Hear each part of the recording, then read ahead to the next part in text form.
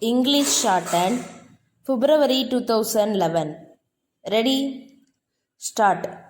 Mr. Deputy Speaker Sir, the address of the Governor has been received praise from the government benches and criticism from the opposition benches. I would like to make a few observations on the address. We expected that in the address there would be a mention of a policy and program of work which the government proposed to carry out during the ensuing year. I am sorry that the address is silent on the matter. However, there is one thing which is interesting, and that is the desire on the part of the ministers to get useful suggestions from honorable members of this house. I find that since yesterday members have been making useful suggestions, but I do not know if the honorable ministers concerned are present here to take note of the suggestions.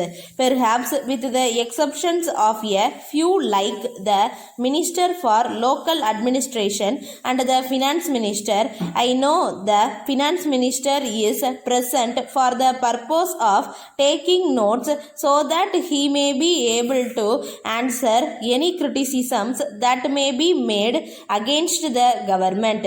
But he may not be taking note of the suggestions made by the honorable members for implementation at a later stage. There are two words in the governor's address, namely welfare administration. Welfare administration means the existence of a welfare state.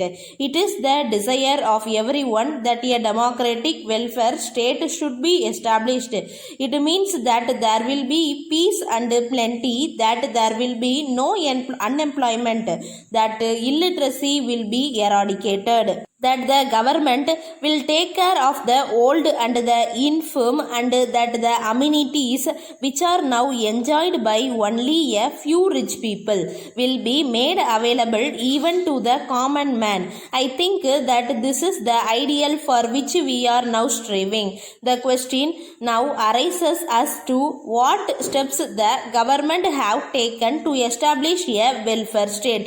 Reference has been made in the address to the community projects and national extension service. In this connection, I would submit that the result of these schemes depends largely on the capacity of the people to contribute to the works which are undertaken by the government. If we go into this matter, we will find that the capacity of the common man in this record is nil. So, if we are asked whether the schemes have been a success with reference to the common man, we can only say no. It is said that the advantage that may be gained by these schemes goes only to the richer classes of people, and that the common man is not able to get anything because he is not in a position to contribute money to the carrying out of the work under these schemes. Then I would suggest that the salvation of our country lies in the formation of cooperative units. As we know, the majority of the people belong to the poor classes, so it is these people who must be helped by the government by starting cooperative forms, and the persons must be made to realize that they have got a share in these forms. It is only then that the interests of the poor persons will be safeguarded. In this respect, we expect that the government will bring in agrarian reforms, but no mention is made in the address about agrarian reforms. There is a large disparity between the salary of government servants and the salary of those in the private sector. If we pay our government servants low salary, we cannot expect them to be honest in their work. Letter from the Zonal Manager, New India Insurance Company, Kolkata, to Thiru Subramaniam, Kolkata.